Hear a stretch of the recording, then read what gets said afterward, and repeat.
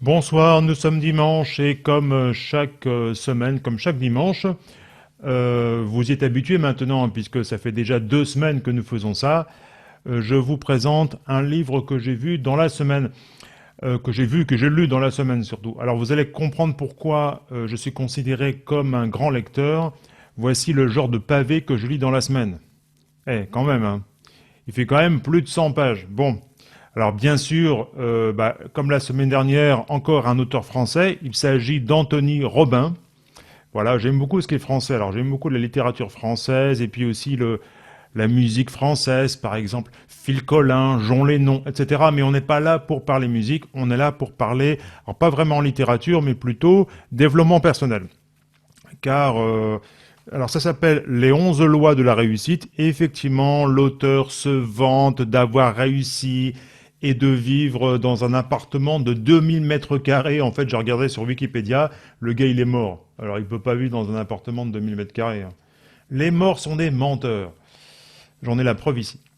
Non, mais sérieusement, c'est un super livre de développement personnel. Donc, alors, avant, ça s'appelait De la part d'un ami. Maintenant, ça s'appelle Les 11 lois de la réussite. Et en fait, c'est un résumé de plusieurs livres de cet auteur. Et donc, alors, en fait, c'est pas genre, voilà, si vous voulez réussir à être riche, si vous voulez être millionnaire, investissez en bourse, voici les meilleures combines, etc. Pas du tout. C'est vraiment du développement personnel, c'est-à-dire comment euh, comment je dois penser, comment je dois vivre pour être meilleur et donc réussir dans la vie. Et alors, il y a des choses qui sont vraiment sympas parce que peut-être que vous avez dans votre entourage, ou peut-être que vous-même, vous vous dites, ouais, par exemple, ça, la comptabilité, par exemple, ouais, c'est pas mon truc, j'ai jamais rien compris, je m'en sors pas, ou créer une entreprise, oh là là, j'ai jamais su faire un truc pareil, attends, c'est pas pour moi. Mais c'est pas parce que vous avez jamais réussi à faire un truc pareil que c'est pas pour vous. C'est pas parce que vous étiez nul en maths au collège ou au lycée ou à l'université que forcément vous serez nul en maths aujourd'hui.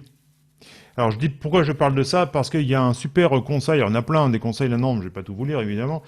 C'est que il y a un passage qui est vraiment moi qui m'a vraiment touché, frappé plutôt, ça m'a frappé. C'est que quand je l'ai lu, c'est que en fait je me dis mais bon sang, en fait voilà en peu de mots il a dit un truc vraiment, vraiment intéressant, c'est qu'en fait, c'est pas parce que on a vécu quelque chose qui nous montrait qu'on n'avait pas la capacité de faire quelque chose que forcément on réussira jamais. On peut changer à tout âge. Et alors, bah, c'est quelque chose de vraiment. Alors, je voulais juste un passage, hein, parce que je sais que bah, l'auteur, il m'en voudra pas de vous lire un passage, il est mort tout à l'heure. Donc, on s'en fout maintenant. Non, mais je plaisante, mais même les éditions m'en voudront pas de vous lire un passage de livre, puisque parce que dans l'introduction, il dit euh, si vous avez aimé le livre, donnez-le, transmettez-le. Donc voilà. Moi, je vais quand même le garder parce qu'il y a quand même beaucoup de pépites là-dedans, et moi, ça m'aide ça aide à aller mieux, à effectivement à réussir des choses que je pensais pas pouvoir réussir. Donc, alors voilà ce qu'il dit par exemple. Donc, je vous lis ce passage-là. Le premier pas à faire pour changer le cours de votre vie, c'est de vous débarrasser de l'idée négative qu'il est inutile d'agir ou que vous en êtes incapable. Comment? Affirmer son impuissance à agir, c'est exprimer en fait que des méthodes se sont révélées inefficaces par le passé. Mais permettez-moi de vous rappeler, et c'est une phrase que j'ai maintes fois répétée au cours de mon existence, votre passé n'a rien à voir avec votre avenir. Votre passé n'a rien à voir avec votre avenir. Votre passé n'a rien à voir avec votre avenir. Il a écrit qu'une fois, mais ça fait du bien de la répéter. C'est ce que vous faites à l'heure actuelle qui compte et non pas ce que vous avez fait hier.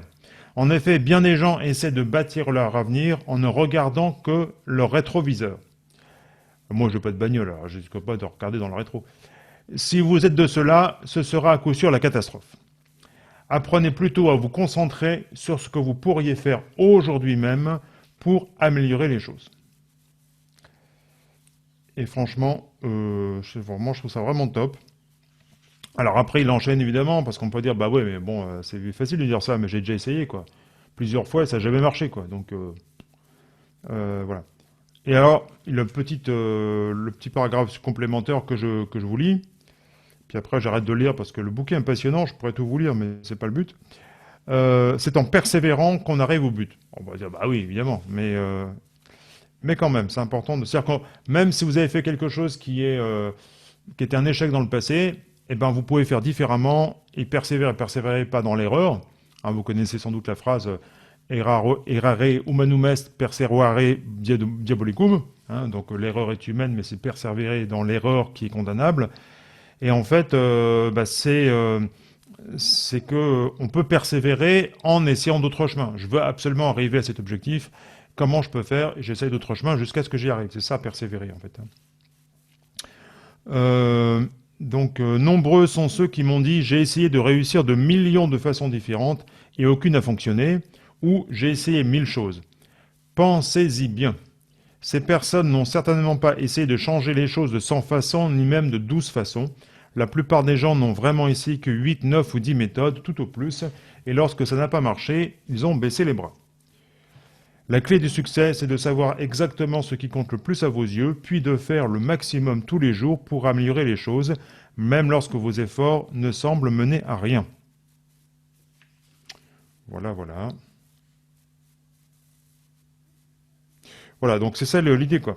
Et il faut persévérer. Alors justement, il parle d'un certain colonel Sanders, et qui donc, voilà, ce qu'il veut faire, lui, c'est que... Qu'est-ce qu'il voulait faire, le colonel Sanders?